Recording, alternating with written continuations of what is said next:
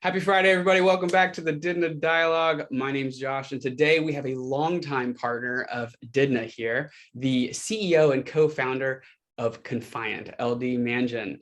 LD, to kick things off, would you mind sharing just a little bit more about your organization, your background in the industry?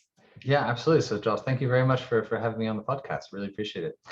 Confiant, I'm the CEO and co-founder of Confiant. Confiant is the leading cybersecurity company in the world specialized in malvertising. So malvertising is everything that uses ads as a vector from a cyber threat perspective. So we catch phishing, we catch malware, we catch scams, we run the whole gamut. And so we're the leader in this because we're the only ones that ever spent the time to figure out how to do security in ad tech.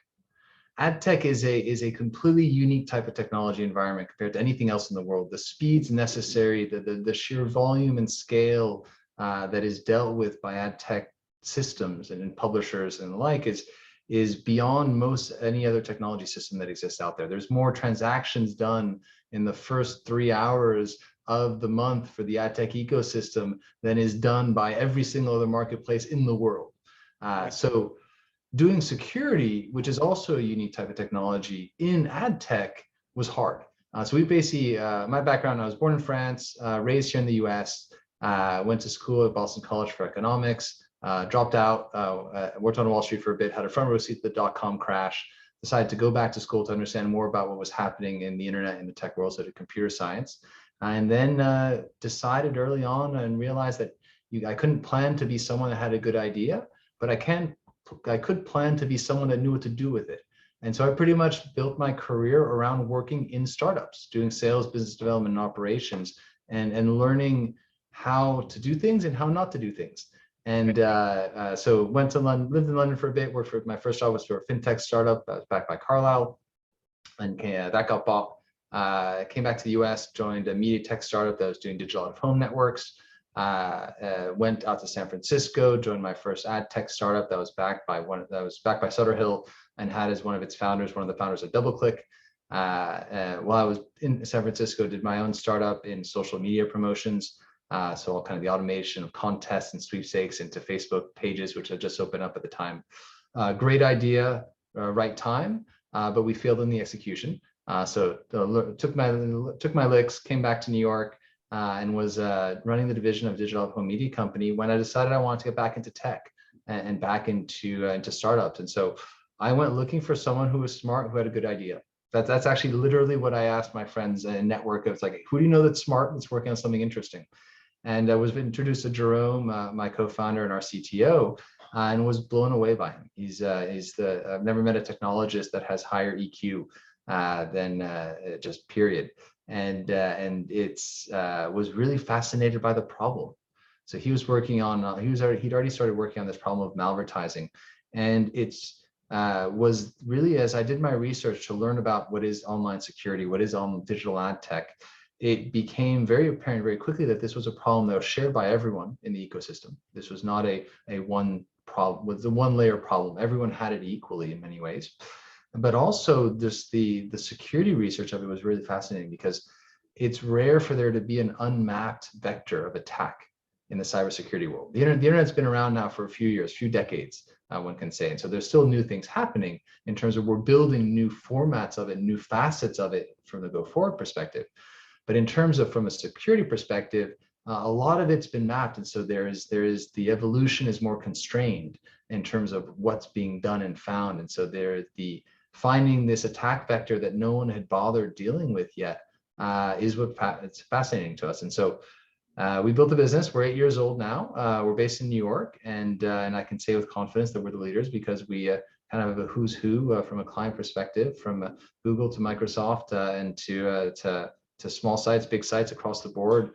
We've been recognized as being the best at detecting these attacks. Yeah. So yeah, that's a quick introduction. Happy to take it in any direction you want. Yeah, that's an excellent introduction. And I know we talked a little bit about your travels before, and I think that ties to your mention of asking that question to your friends and saying, hey, who's got a brilliant idea? Let me go talk with him. I would imagine you got you got a few different responses, and not just Confiant. So what made Confiant stick out in what you were talking about? I think there's already a piece there in saying it almost looked unmapped in the tech space. Yeah, I mean, so there was a few facets that made it stick out. One was Jerome himself. So Okay. when one gets into a startup, the partner you choose to do it with is one of the most important choices you're going to ever do. Even in many cases, more important than the problem you're seeking to solve is the person you're seeking to solve it with. Because if that doesn't go well, then doesn't matter how good the problem is, you are seeding the seeds of your own destruction. And so that was the first piece that really attracted to it. The second piece is security tech is adversarial. It's a different type of technology than in the same way that ad tech is different from normal tech. Security tech is different from both of those in the sense that there is no other technology in the world that requires first principles thinking in terms of how are we going to beat the psychology and the technical prowess of someone else. So I often tell our team, and I firmly believe this is our competitor, Confiant's competitor, are the bad actors. They're the people we compete with because they're the people that are truly trying to beat us. The other vendors that we share in the ecosystem that are all trying to solve this problem, we're on the same side. Now, we're different flavors, we have different approaches, but fundamentally, the other vendors, they're fighting the good fight as well. The bad guys are the competition. They're the ones we have to work against. And that's the reason that I say that to our team and that I institutionalized it within our business is because if you don't do that, then you're going to miss the real game. The bad actors will get one over on you. If you're not paying attention to them as if they are the only competition that matters, then you're going to miss what they do. And they will be innovating consistently daily sometimes, and sometimes faster, because they're making money. They're seeking to make money by compromising a system and by victimizing people, by attacking people. And so anyone who does startups for any length of time has probably heard the refrain that it often doesn't pay to be the innovator. It's Google was not the first search engine. Facebook was not the first social media. In security, though, if you aren't the innovator, then you're giving up that prime position to the bad actors, which means they've got first place. And so you're only ever going to react to them. So it's like, I firmly believe it's like we institutionalize as a part of our business that, hey, we want to innovate. It's what's fun for us. And it's what keeps us successful with the bad actors, that we are able to match them on that playing field. Yeah, that's brilliant. I think that is, it might come from some of the business books you've read, but in reality, it's coming from the experience that you've had in the different startups you've been at. And I think that's incredibly insightful because regularly, and you already mentioned that, there is much more of a competitor feel. I feel, at least on our side, especially as a revenue maximizing tool, there's a lot of people out there that try to do the same thing. And at the end of the day, it's helping publishers. In your side, you're going after the bad actors, and that is the primary competitor. It's a really unique take on something that I honestly haven't heard before. So that's really good. But I actually take it a level deeper, which is that we protect people. Today, we get paid by publishers and platforms to do that because those people we're protecting are your users. Yeah. They're people that belong, that are part of the constituent cycle that you benefit from, that is part of your business. But they're not the clients. They use the people, they're constituents. So we always knew that there would be a limit to how far the ad industry would go to protect people.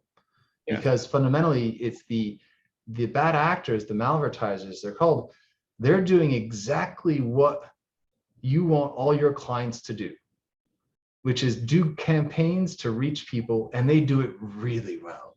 Yeah. The problem, of course, is that their campaigns are malicious. Their content is malicious. Their code is malicious. They're doing wrong by you. They're lying to you in terms of what they do. But they're using the pipes and the technology and the environment you've built for exactly what it's supposed to do, which is reach people. Yeah. And so our vision has always been informed by that reality that, hey, right now we're getting paid to protect constituents. We're not getting paid to protect clients. Your client is the advertiser. That's who, at the end of the day, it's like from an industry perspective, at the end of the day matters. The industry as a whole will orient around that. And one can run counter and pick publishers as a client or pick platforms so you can redirect yourself. But at the end of the day, the money comes from the advertiser. So their principles matter first.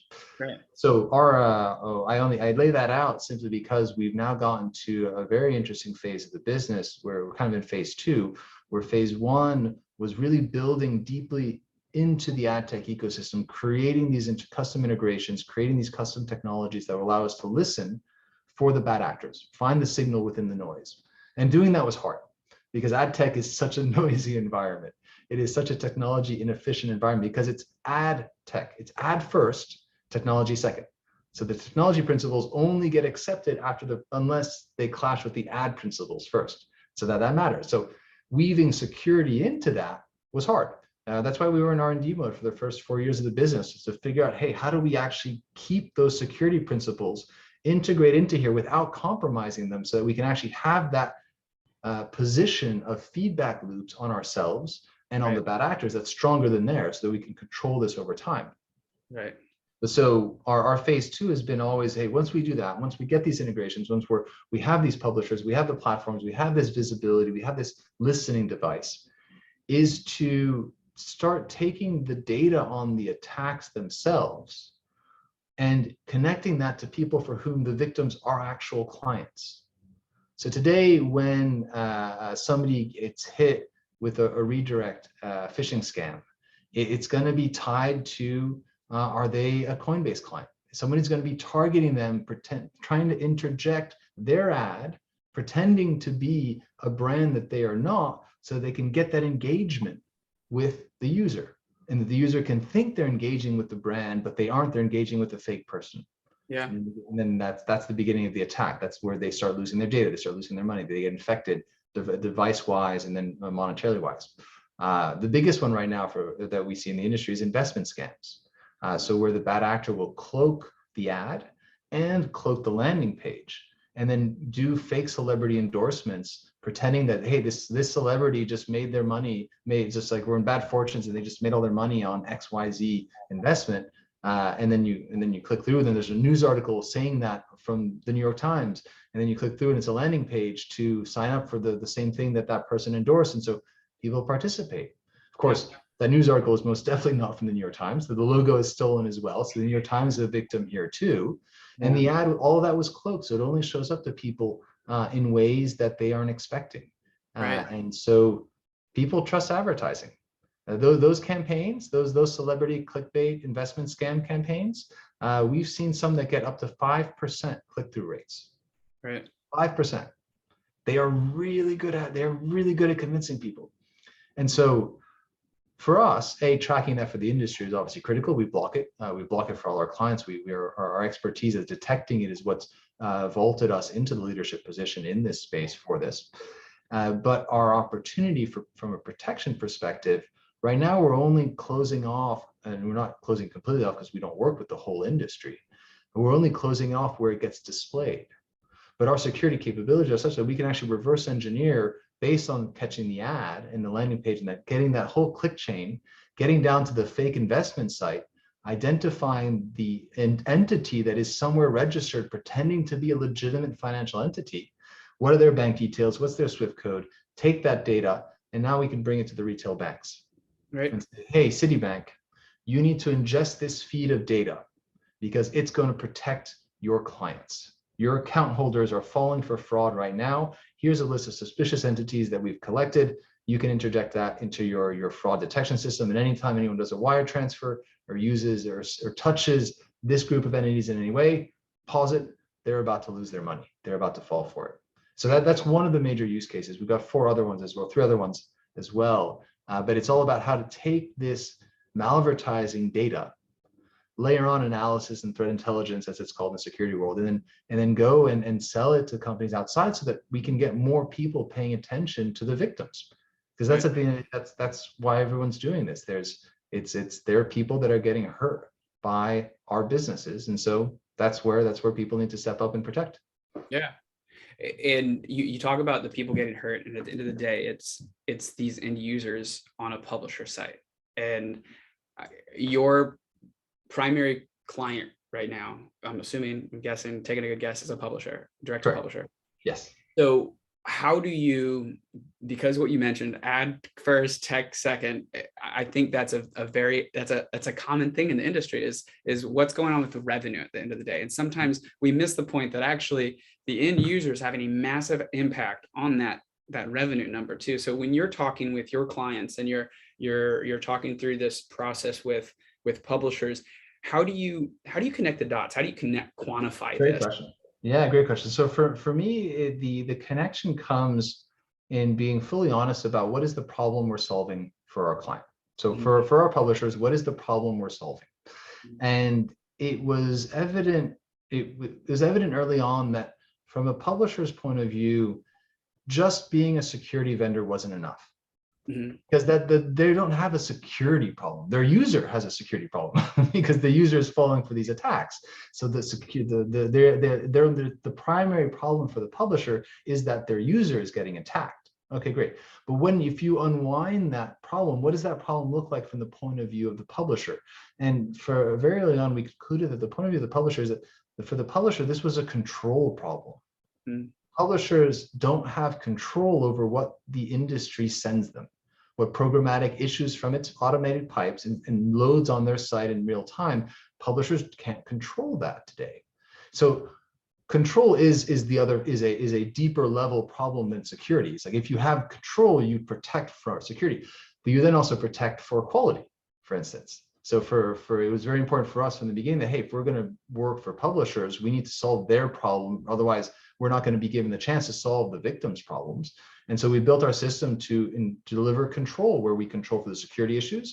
We also control for the ad quality issues, because that's where also it starts affecting revenue more.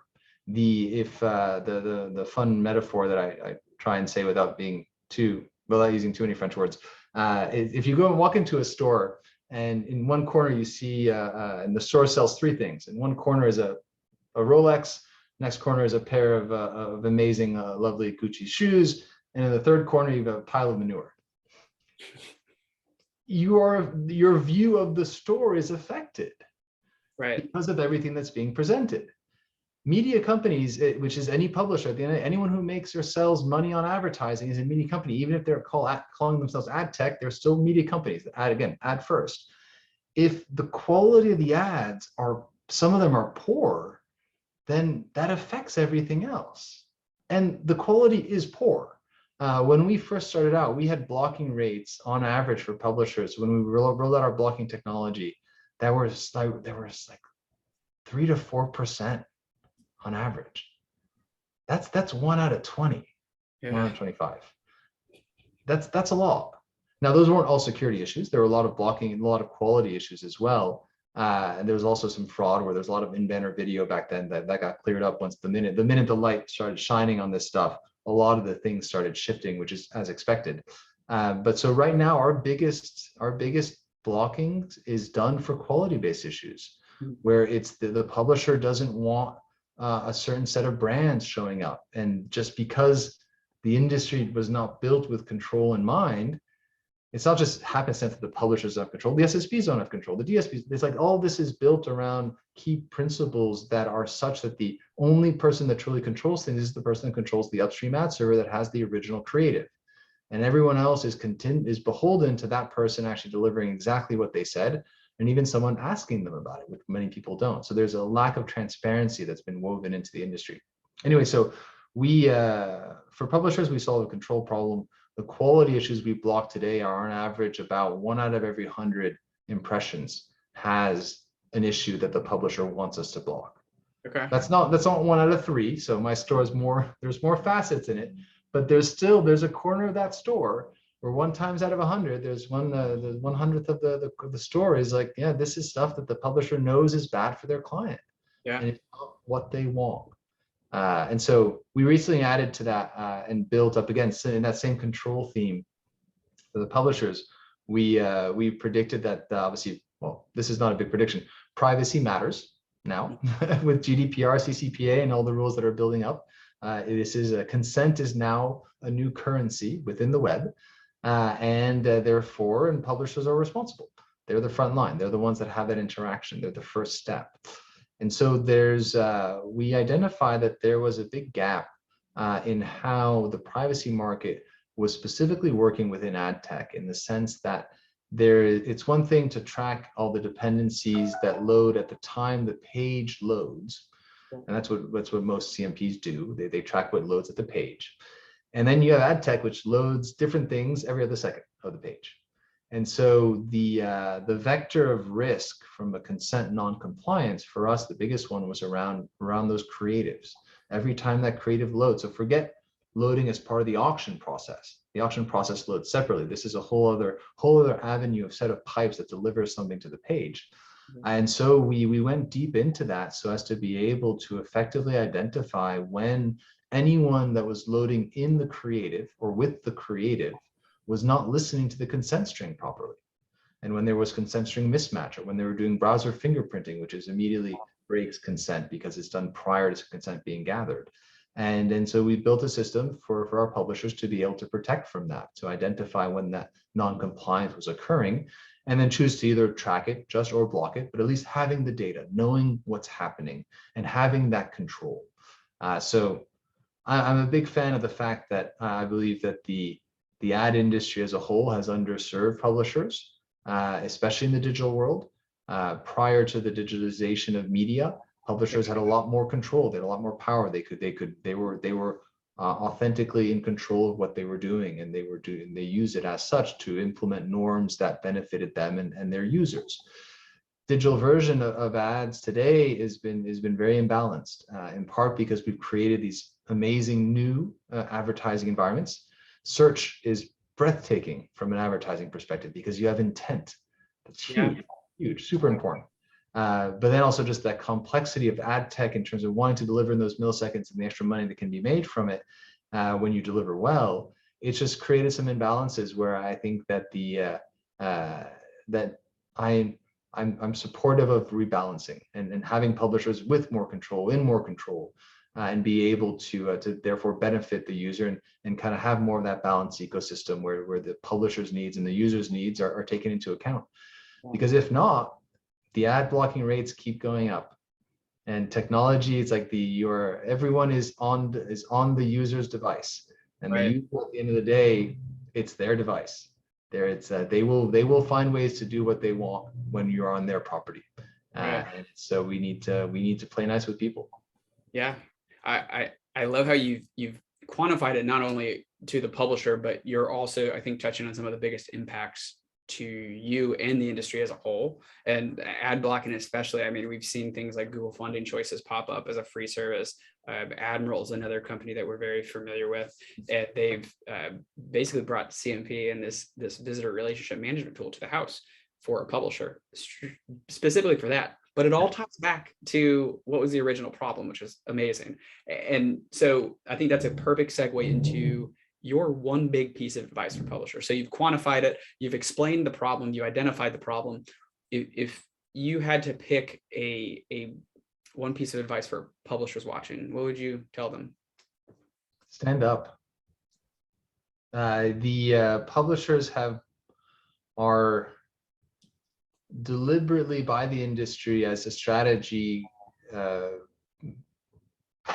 pitted against each other. And yes, you're in competition. A publisher is in competition with other publishers, absolutely.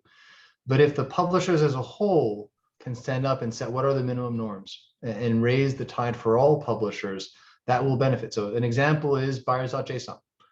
There was an initiative a few years ago, sellers.json, was to give transparency to the buyers, so they could have transparency on where the inventory was coming from.